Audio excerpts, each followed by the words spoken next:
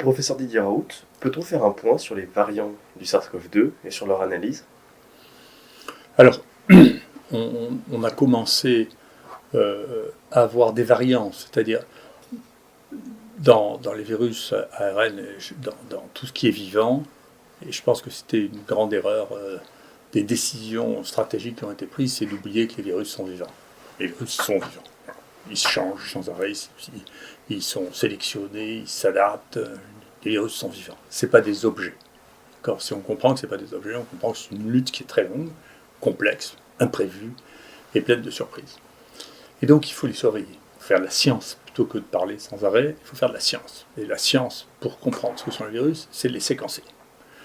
Et donc, de la même manière que la France a pris un retard considérable dans les tests, un des derniers pays modernes à faire des tests, la France est le dernier de la classe en termes de séquençage. Il n'y a que nous qui avons séquencé dans ce pays. Et ce qui a fait cette polémique, c'est que les gens ne séquencent pas du tout. Et ils parlaient de choses qu'ils ne pouvaient pas voir, puisqu'ils n'avaient pas de séquence. Il n'y a que nous qui avons commencé à refaire des séquences cet été, quand on a vu apparaître cette deuxième épidémie. Et donc, ils ont fantasmé sur un deuxième rebond qui n'a jamais existé. Ce qui s'est passé, c'est une nouvelle épidémie, avec ce qu'on a appelé les variants étant ceux qui ont plus de 10 mutations à la fois. Donc ils ne sont pas juste une petite mutation, qui sont des choses qu'on voyait dans la première épidémie, une petite mutation, puis une deuxième qui peut apparaître, une troisième. Là, il y avait un saut, si vous voulez, une rupture qui définit les variants.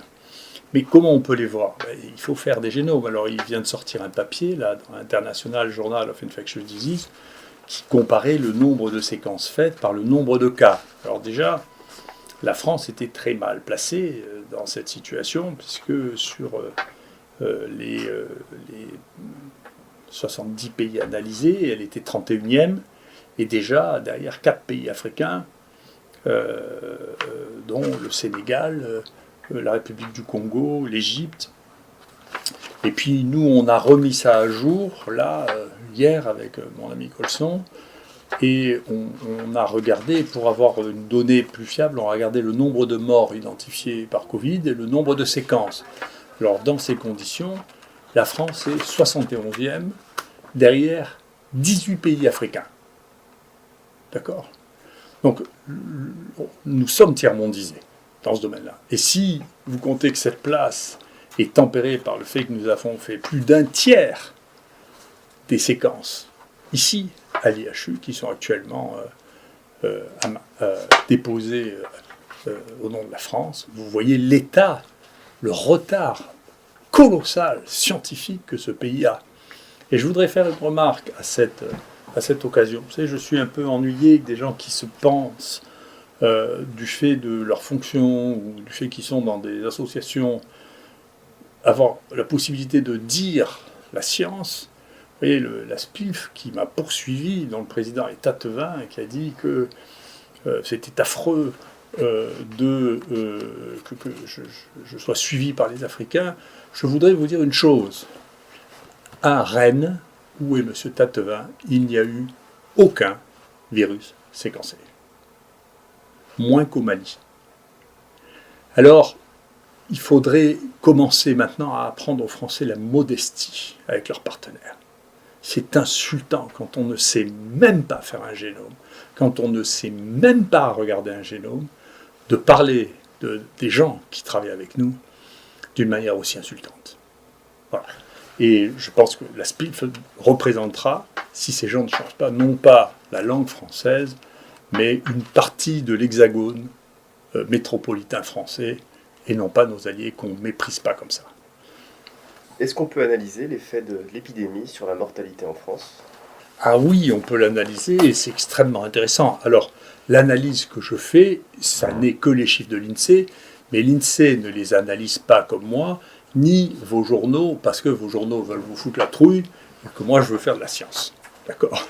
Et donc, la seule manière d'analyser la mortalité, ça n'est pas de donner des chiffres bruts en disant il y a plus de morts, parce que de toute manière, la population augmentant, il y a toujours plus de morts. C'est comme ça, il ne peut pas en être autrement. Nous avons une population mondiale qui a doublé, et donc si à terme, il ne peut pas y avoir moins de 2 fois plus de morts. C'est idiot. C'est pas parce que les gens le répètent que c'est pas idiot, c'est idiot. Donc on peut regarder ça en pourcentage de la population. Donc si on regarde en pourcentage de la population, voilà ce que nous avons. La proportion de décès, pourcentage de la population qui meurt au fur et à mesure des années. Et donc là, je vous ai marqué de 1946 à 2020, sur les chiffres qui nous sont communiqués par l'INSEE, qui seront peut-être pondérés ultérieurement. Et donc vous voyez qu'effectivement, il y a une petite remontée ici.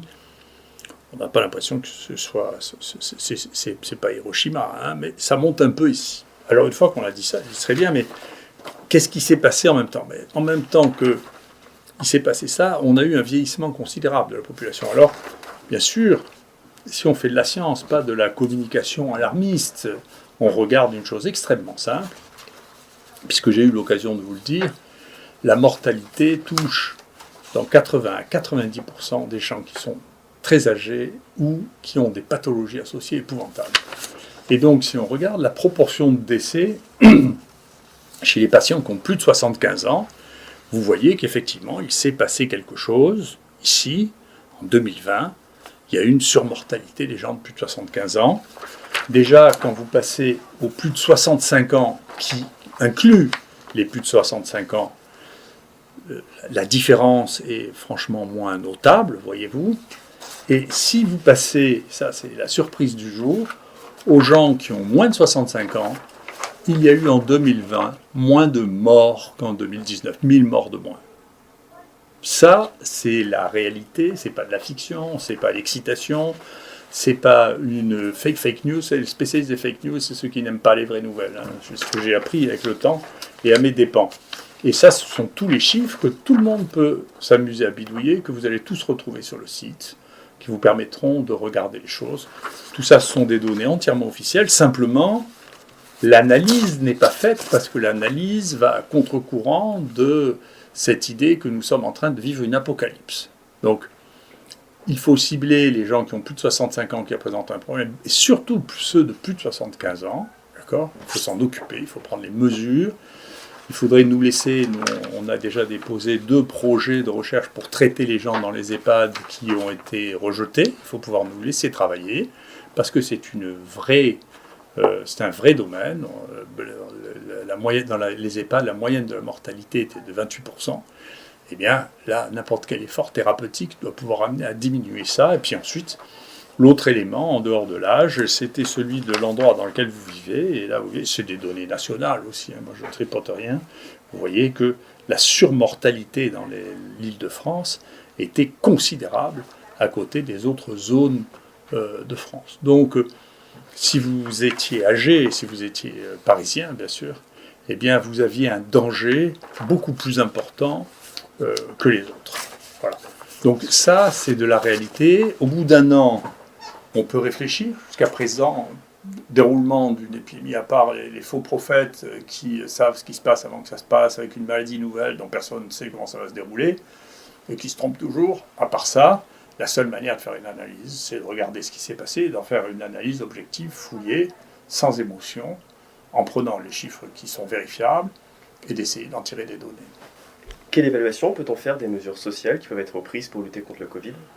Alors déjà, nous, on voyait sur les données qui sont produites par l'INSEE aussi, qu'il n'y a pas d'évidence que les mesures de confinement aient changé en quoi que ce soit la cinétique de l'évolution de la maladie en France. Donc clairement, au moment où on commence le confinement, c'est le moment où explose la première épidémie.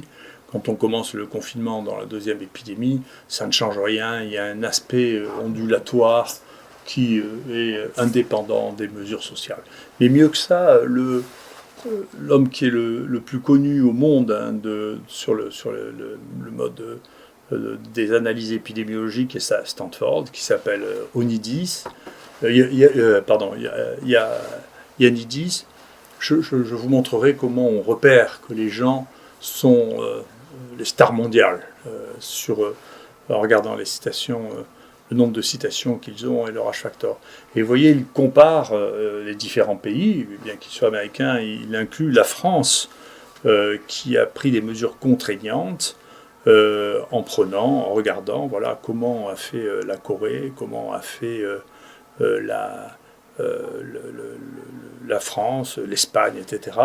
Et à la fin, eh bien, il montre que il n'y a aucune évidence actuellement que les mesures contraignantes aient joué le moindre rôle dans le contrôle de l'épidémie, en analysant y compris la France versus la Suède, versus la Corée du Sud, versus l'Angleterre, l'Allemagne, l'Iran, l'Italie. Et donc, après, tout le monde peut avoir l'opinion qu'il a, ou je me méfie. On peut toujours sortir un exemple en disant oui, mais là, regardez, vous comparez ça et ça, mais c'est comme le jeu de cartes que je vous ai montré.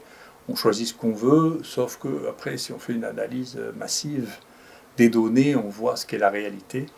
Et la réalité, c'est que ça n'a pas d'effet visible, ça, actuellement. Donc, globalement, pour moi, c'est les trois messages. On voit bien que la mortalité n'a pas touché les gens de moins de 65 ans, donc il faut se focaliser sur la possibilité de traiter les gens plus âgés.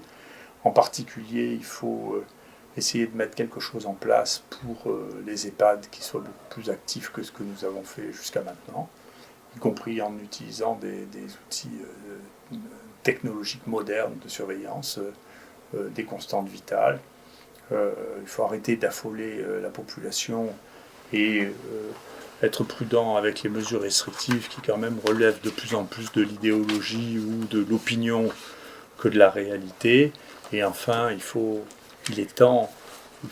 du temps pour rattraper cette espèce de retard technologique épouvantable dans lequel nous sommes, y compris dans celui de la mesure des cas, parce que l'absence de contrôle et de validation de tests qui sont réalisés actuellement donne une idée très fausse de ce qu'est la réalité. Il y a une quantité de faux positifs, il y a des faux négatifs, et donc il est temps que technologiquement ce pays se mette à niveau, et pour se mettre à niveau, il faudra que les gens qui n'ont pas les outils ni la compétence se remettent au travail et apprennent l'humilité face aux gens qui nous regardent en se moquant de notre arrogance. Merci beaucoup.